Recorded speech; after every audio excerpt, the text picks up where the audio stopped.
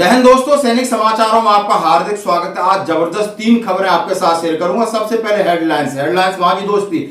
AFT ने MoD के ऊपर सीधा आरोप लगाया है कि जो जवानों के हितों के फैसले हैं उनको रोका जाता है और इसके लिए CJI chief justice of India को लगाई है गुहार, लिखी है चिट्ठी और कई आरोप लगाए हैं। जबरदस्त आपके साथ में शेयर करूंगा। दूसरी बड़ी बात कहता हूं, हाँ जी दोस्तों, सेना में हवलदार और विधवाओं के बच्चों के लिए 1000 से लगाकर 3000 रुपए महीने। और दोस्तों आज का दिन है 6 अगस्त। आज रामलीला मैदान पर यानी सारे सैनिक हो रहे इकट्ठा करेंगे आंदोलन और अपनी मांगों को मनवाने के लिए सरकार पर बनाएंगे दबाव। सबसे पहले बात करते हैं दोस्तों, जैसे कि सीजीआई यानी चीफ जस्टिस ऑफ इंडिया को एएफटी के बार एसोसिएशन ने क्या चिट्ठी लिखी है, जरा आप इस न्यूज को देखिए। जरा मैं आपके साथ बात कर रहा हूं। इसमें सीधा सीधा लिखा है कि एएफटी बार एसोसिएशन ने सीजीआई को पत्र लिखकर आरोप लगाया कि रक्षा मंत्रालय सशस्त्र बल न्यायाधिकरण के कामकाज में हस्तक्षेप कर रहा है।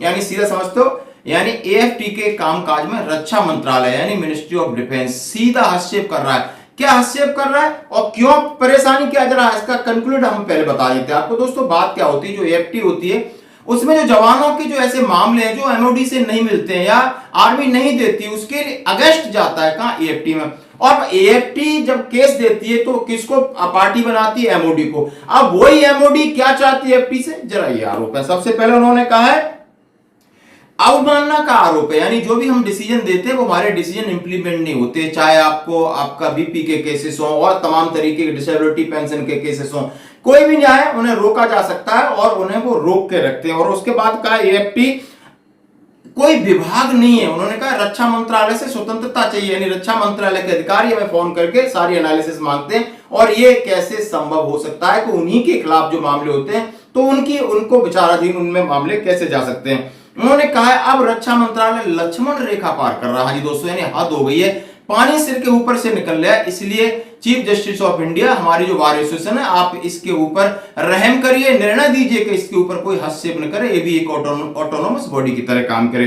उन्होंने कहा है उच्च न्यायालय जाने पर अधिकारियों को परेशानी, ये हम इस चीज को लेकर आपके पास उच्च न्यायालय या हाई कोर्ट सुप्रीम कोर्ट जाते हैं तब भी एमओडी के अधिकारियों को परेशानी होती है। उन्होंने कहा माननीय प्रधानमंत्री और कानून मंत्री ने हमें जो इंस्ट्रक्शन दिया उसके ऊपर काम करा, फिर भी इन लोगों को उस काम से करने में हमें रोकते हैं और हमें परेशान करते हैं। और उन्होंने कहा एएफटी सीजीआई को पत्र लेकर अवमानना के कई केस किए, एमओडी का एएफटी का किसी तरह नियंत्रण नहीं होना चाहिए था, इतनी सारी चीज उन्होंने लगाई है। उन्होंने कहा कि चंडीगढ़ एएफटी में बहुत सारे मामले सबसे बेस्ट में बहुत सारे मामले जो पेंडिंग पड़े, बहुत सारे मामले की न्याय हो चुका है लेकिन उसको इंप्लीमेंट करने के लिए एमओडी आनाकानी करती। ये सारी समस्याएं और ये बात बहुत दिनों से फीफा करके बात कहते हैं कि एमओडी के अंदर एक ऐसी शाखा है जो पैसे दिलाने में, न्याय दिलाने को, न्याय को इंप्लीमेंट करने में हमेशा रोड़ा अटकाती है और इसके ऊपर बहुत सारे अवमानना के केस हैं। तो आज आपको पता चल गया आखिर दिक्कत है कहां।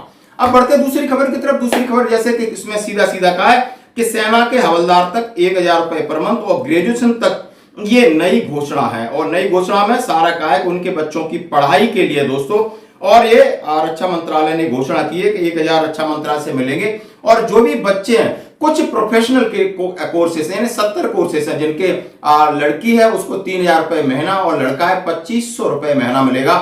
उसमें जैसे बहुत सारे कोर्सेस का एग्जांपल दिया, बीटेक है, बीबी है, बीएड, बीसी है, बीएससी एग्रीकल्चर, बीएससी हॉर्टिकल्चर और बीडीएस, कई ऐसे 70 कोर्सेस हैं। और उन्होंने ये पात्रता सिर्फ 2 बच्चों के लिए होगी दोस्तों। और इसके लिए कॉमन सर्विस सेंटर एक डिजिटलाइज पोर्टल किया गया जो स्पर्श के साथ होगा, उसमें आप अपने जो भी रिक्वायर्ड डॉक्यूमेंट उन्हें अपलोड कर सकते हो, अपनी एप्लीकेशन डाल सकते हो और इसका फायदा जरूर उठाएं। आपके साथ ये न्यूज में शेयर कर रहा हूं, हिमाचल से निकली हुई है।